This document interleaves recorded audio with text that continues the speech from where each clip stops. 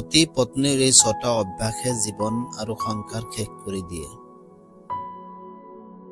এখন সুখৰ সংসাৰ উপভোগ কৰিবলৈ পতি আৰু পত্নীৰ মাজত বহুত বুজাবুজিৰ প্ৰয়োজন আৰু তাৰ বাবে উভয়ৰে সমাজ আৰু সংস্কাৰৰ সম্বন্ধীয় কিছু জ্ঞান থকা অৱশ্যই দৰকাৰী।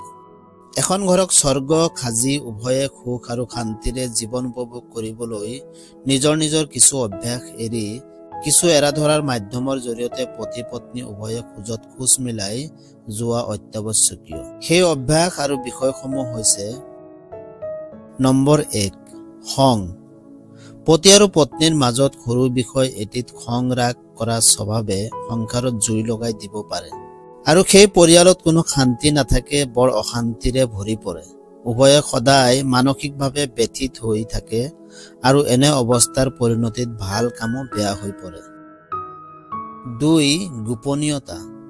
বৈবাহিক জীৱনৰ সুখ শান্তিৰ বাবে এইটো দৰকাৰী যে পতি আৰু পত্নীৰ মাজৰ কথা যাতে অইন তৃতীয় ব্যক্তি অৱগত নহয়। আনকি সামান্য মনোমালিন্যৰ কথাও যাতে আনে গম নাপায় সেইটোৰ ওপৰত গুৰুত্ব ৰখা অতি দৰকাৰী।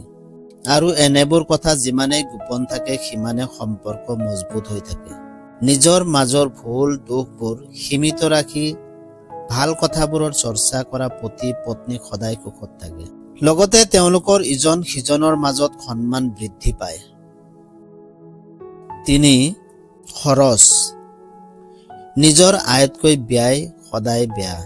সেইগৰাকী হৈছে আদৰ্শ নাৰী যিয়ে স্বামীৰ আয়ৰ ওপৰত পৰিয়ালৰ চাহিদা সীমাবদ্ধ ৰাখে। পতি পত্নীয়ে উভয়ে আমদানি আৰু চাহিদা উপাৰ্জনৰ লগত সমতুল্য কৰি আগবাঢ়ি যোৱা পৰিয়ালৰ বাবে মংগলজনক।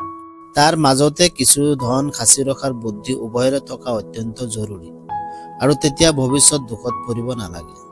কাৰণ অভাৱ আৰু দুখে সুখী পৰিয়ালৰ সুখ শান্তি বহু ক্ষেত্ৰতে কাঢ়ি নিয়ে। নম্বৰ 4, মৰ্যাদা। মৰ্যাদা ৰক্ষা কৰি জীৱন যাপন কৰা লোক সদায় সুখী থাকে আৰু মৰ্যাদা উলংঘন কৰা ব্যক্তিয়ে জীৱনত বহু দুখ ভুগিব লাগে। যিমান বিপদ আৰু নাটনি আহিলেও ব্যক্তি বিশেষ মৰ্যাদা আৰু নিজৰ সংস্কাৰ পাহৰিব। নম্বৰ 5, ধৈৰ্য। ই হৈছে মানুহৰ জীৱনৰ এক অভিন্ন গুণসমূহৰ মাজত এটি। সংকটৰ সময়ত যি পতি পত্নীয়ে ধৈৰ্য ৰাখিব জানে তেওঁলোক জীৱনত কষ্ট ভুগিব নালাগে। ধৈৰ্য এৰি দিয়া মানুহে জীৱনত হতাশা নিৰাশা আদি নানান সমস্যাৰ সন্মুখীন হয়।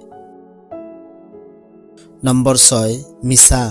পতি পত্নীৰ সম্বন্ধত মিছাৰ কোনো ঠাই নাথাকে।